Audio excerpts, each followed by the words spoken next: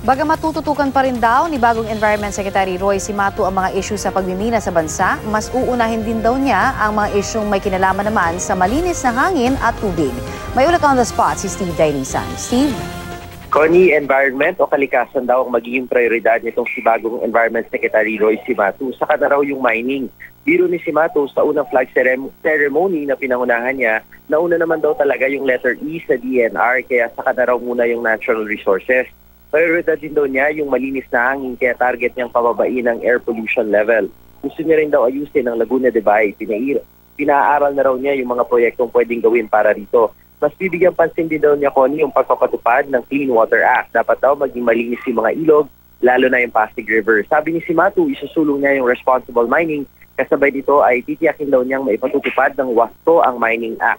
Status quo daw muna yung mga ipinatupad ni Nooy Secretary Gina Lopez para mapag-aralan ng gusto.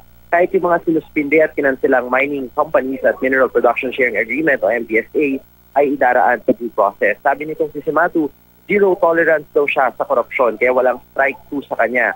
Kinabahala rin ng bagong kalihim ang umanay gumagamit at nagpapanggap na siya para mag-extort sa mga mining company. May tumawag daw kasi at nagpakilalang siya si Cimatu. Mabuti na lang daw at nabusesa na hindi siya.